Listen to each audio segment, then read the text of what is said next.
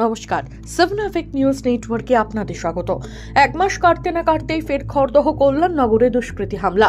তোলার টাকা না দেওয়ায় প্রকাশ্যে দিনের আলোয় ব্যবসায়ীকে আগ্নেয়াস্ত্রর বাঁট দিয়ে মারধর দুষ্কৃতীদের।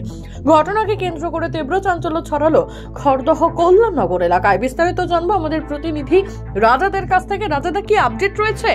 দেখো, এক মাস আগেও এই কল্যাণনগর এলাকাতে ব্যবসায়িক দোকানে হামলা চালিয়েছিল দুষ্কৃতীরা এবং তার এক মাস কাটতে না কাটতে ফের এই কল্যাণনগর এলাকাতে দুষ্কৃতীদের তাণ্ডব। এবং দুষ্কৃতীরা এরা অভিযোগ যে এলাকার একজন দুষ্কৃতী নাম জানা যাচ্ছে সুভাষ চক্রবর্তী, সে তার দলবল নিয়ে গিয়ে কিন্তু হাসান মন্ডল নামে একজন ইমারতি দ্রব্যর ব্যবসায়ী, তাকে কিন্তু লক্ষ্য করে তার উপরে আক্রমণ চালায় এবং তাকে রাস্তায় ফেলে মারধর করে।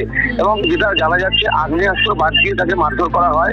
তারপরে কিন্তু ঘটনাস্থল এলাকায় ব্যাপক উত্তেজনা তৈরি হয়, কারণ সামনে একটি প্রাথমিক স্কুল, সেখানে কিন্তু ছাত্রছাত্রীরা আছে এবং সেই জায়গাতে এই ধরনের ঘটনায় যথেষ্ট উত্তেজনা তৈরি হয় যারা অভিভাবক রয়েছেন তাদের মধ্যে। তারপরে কিন্তু এলাকার লোকজন ছুটে আসে। তারপরে কিন্তু যারা আক্রমণ করেছে, অর্থাৎ যারা গাড়ি নিয়ে এসেছিল দুষ্কৃতীরা, তারা কিন্তু সেখান থেকে পালিয়ে যায়। তারপরে কিন্তু তাকে আশঙ্কাজনক অবস্থায় পাতুলিয়া স্বাস্থ্যকেন্দ্রে নিয়ে যাওয়া হয় চিকিৎসার জন্য। তারপরে রওনা থানা পুলিশ ঘটনাস্থলে আসে এবং তৃণমূল কর্মী যারা রয়েছেন তারা কিন্তু দুষ্কৃতীদের গ্রেপ্তারের দাবিতে রওনা থানায় বিক্ষোভ দেখান। এবং তারপরেই সুভাষ চক্রবর্তী বলে যে দুষ্কৃতী, যার নামে অভিযোগ উঠছে সে, এবং তার সাথে আরেকজন যে ছিল যতীন রাজবংশী, তাকে কিন্তু রওনা থানা পুলিশ গ্রেপ্তার করেছে এবং তাদেরকে জেরা করা হচ্ছে। আরো যে দুজন ছিল তাদের সাথে, তারা কিন্তু ঘটনার পর থেকে পলাতক হয়েছে এবং এই ঘটনায় কেন্দ্র করে যথেষ্ট উত্তেজনা রয়েছে গোটা এলাকায়। অনেক ধন্যবাদ রাজাদার, সঙ্গে থাকো। ঠিক কি অভিযোগ জানাচ্ছেন আক্রান্ত ব্যবসায়ী হাসান মন্ডল, চলুন শুনে নেওয়া যাক।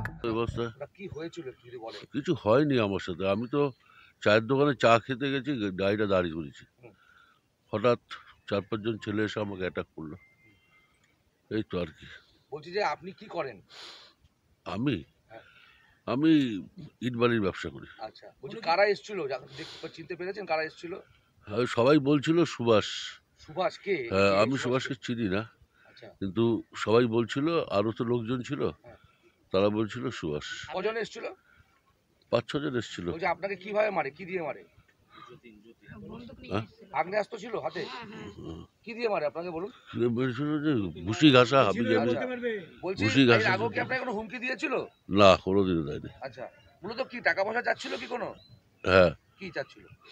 বললো টাকা পয়সা দিতে হবে। তারপর আমি বললাম আমি টাকা পয়সার কথা কি বলবো, এখন এই মুহূর্তে আমার ভাগ্নে হসপিটালে ভর্তি আছে, আমি ওকে দিয়ে না সেটা বলবো না, ও বলছে আর কি, যা মুখে আসছে তাই। শুনবো প্রত্যক্ষদর্শীর বক্তব্য।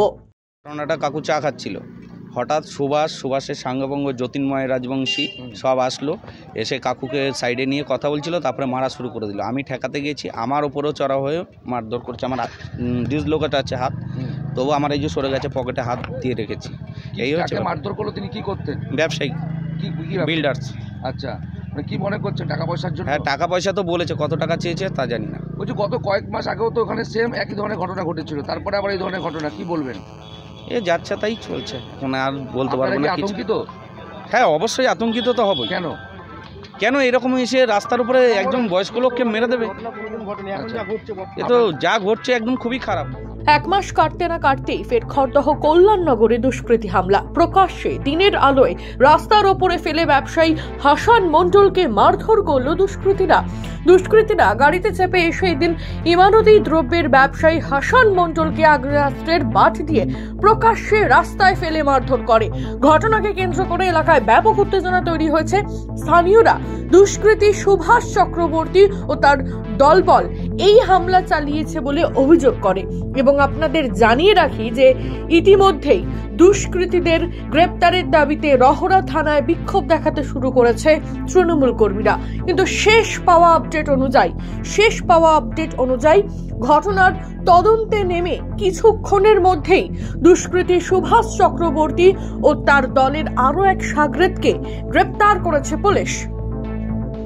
রাজাদে 7 নিউজ খড়দহ।